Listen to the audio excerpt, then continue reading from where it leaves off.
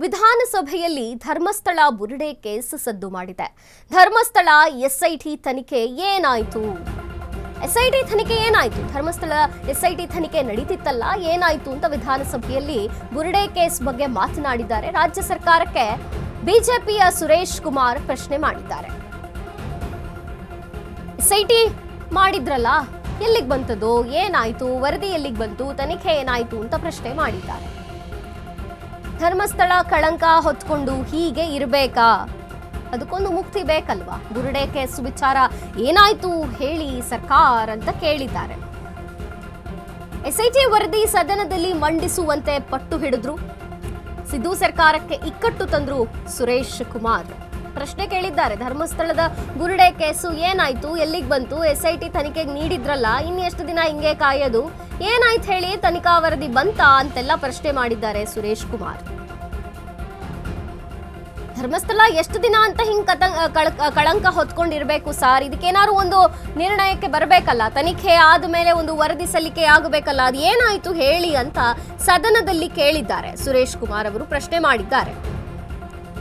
ಬುರುಡೆ case ಬಗ್ಗೆ ಮಾಹಿತಿ ನೀಡಿ ಎಸ್ಐಟಿಗೆ ಕೊಟ್ಟಿದ್ರಲ್ಲ ತನಿಖೆಯನ್ನ, ಏನಾಯ್ತು ಅಂತ ಪ್ರಶ್ನೆ ಮಾಡಿದ್ದಾರೆ. ಚರ್ಚೆ ಆಯಿತು. ನಮ್ಮೆಲ್ಲರಿಗೂ ಕೂಡ ಶ್ರದ್ಧಾ ಕೇಂದ್ರ ಆಗಿರೋ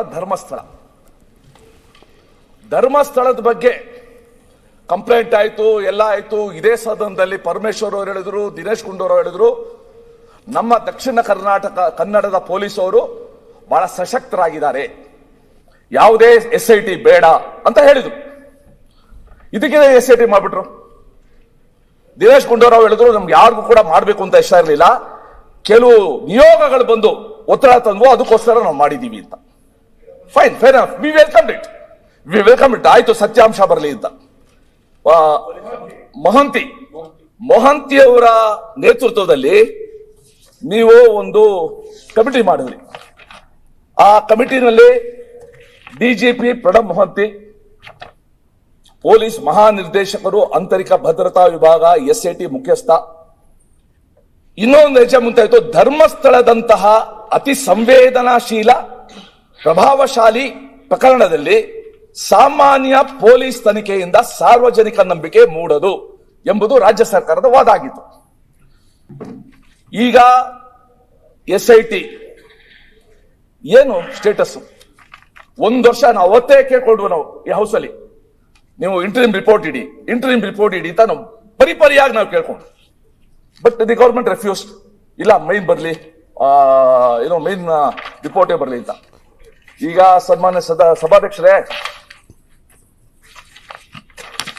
ಈಗ ಧರ್ಮಸ್ಥಳದ ಬಗ್ಗೆ ಎಸ್ಐಟಿ ಆಯಿತು, ಅದು ಯಾರೋ ಮುಸುಕುದಾರಿ ಬುರುಡೆ, ಅದೊಂದು ದೊಡ್ಡ ರಾಮಾಯಣ. ಅದು ಅವ್ರನ್ನೇನೋ ಅರೆಸ್ಟ್ ಮಾಡಿದ್ರು, ಅವ್ರನ್ನ ಬಿಟ್ರು, ಗಡಿಪಾರು ಮಾಡಿದ್ರು, ಬಿಟ್ರು, ಅದೇನೋ ನಡೀತಾ ಇದೆ. ಅವೆಲ್ಲ ಪೇಪರ್ ಓದ್ತಾ ಇದೀವಿ.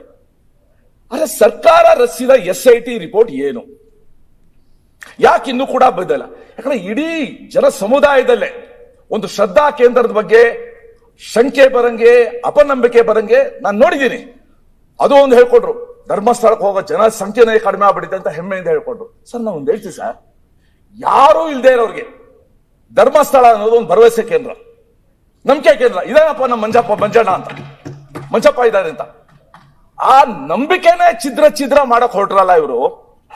ಅದ್ರ ಬಗ್ಗೆ ಎಸ್ಐಟಿ ಮಾಡಿದ್ರಲ್ಲ, where the report? What has happen? ಇನ್ನೂ ಕೂಡ ಧರ್ಮಸ್ಥಳ ಕಳಂಕ ಎತ್ಕೊಂಡೆ ಓಡಾಡ್ಬೇಕಾ? ಗಡಿಪಾರು ಆದ ಆ ವ್ಯಕ್ತಿ ಅದೇ ಬೆಳ್ತಂಗಡಿ ಪೊಲೀಸರಿಗೆ ಇವತ್ತು ಕೂಡ ಚಳ್ಳೆಯನ್ನೇ ತೀರಿಸ್ತಾ ಇದ್ದಾರೆ. ಸುಪ್ರೀಂ ಕೋರ್ಟ್ ಹೋಗಿತ್ತಿದ್ದು. ಸುಪ್ರೀಂ ಕೋರ್ಟ್ ಅಲ್ಲಿ ಜಡ್ಜ್ ಹೇಳಿದ್ರು, ಇದು PIL ಅಲ್ಲ, ಇದು ಪಬ್ಲಿಕ್ ಇಂಟ್ರೆಸ್ಟ್ ಲಿಟಿಗೇಷನ್ ಅಲ್ಲ, ಇದು ಪೈಸಾ ವಸೂಲ್ ಲಿಟಿಗೇಷನ್ ಅಂತ.